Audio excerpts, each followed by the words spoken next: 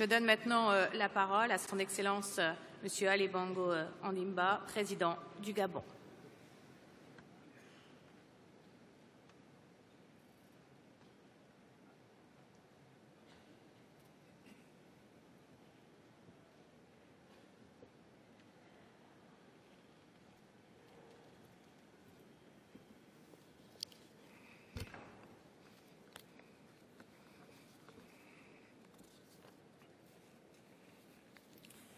Monsieur le Président de la Conférence, Monsieur le Secrétaire général de l'Organisation des Nations Unies, Mesdames et Messieurs, je voudrais tout d'abord, au nom du peuple gabonais, m'associer à tous ceux qui m'ont précédé pour présenter mes condoléances les plus sincères au gouvernement français et aux victimes et aux familles des victimes de la terrible tragédie du vendredi 13 novembre dernier.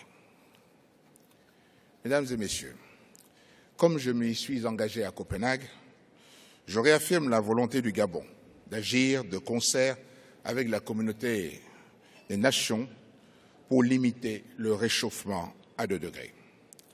Mais aujourd'hui, la situation exige plus de précision.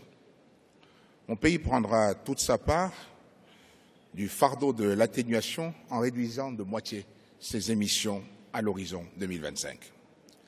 Pour y parvenir, nous avons déjà commencé à ajuster notre stratégie et notre gouvernance économique afin de migrer vers un modèle de développement qui doit être aussi sobre en carbone qu'efficace dans l'utilisation des ressources naturelles. Ainsi, nous avons décidé d'interdire le torchage des gaz issus de l'extraction pétrolière en remplaçant progressivement nos centrales à gaz oil par des centrales à gaz. En 2025, notre programme actuel de construction des barrages hydrauliques doit nous amener à un mix énergétique de 80% d'hydroélectricité et de 20% de gaz. Pour maîtriser nos émissions de gaz à effet de serre dans un pays dont le couvert forestier est de 88% et où l'agriculture n'est pas encore arrivée à maturité, nous avons décidé d'agir sur la rationalisation de l'utilisation des terres. Ce plan national d'affectation des terres, qui sera suivi par notre station de réception d'images satellites, rassemble désormais les données indispensables à l'efficace répartition territoriale de notre tissu économique.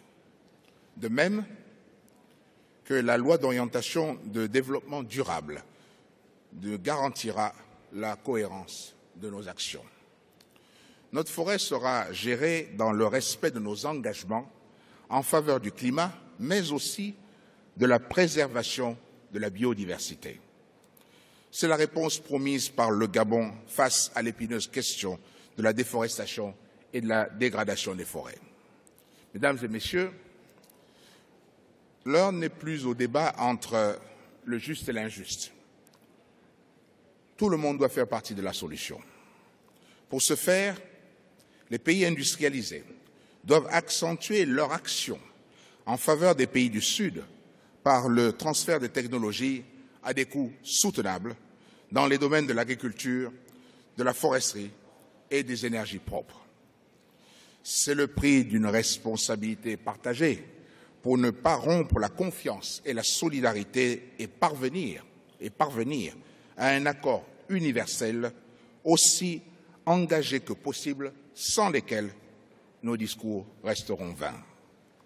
Mesdames et Messieurs, agissons enfin.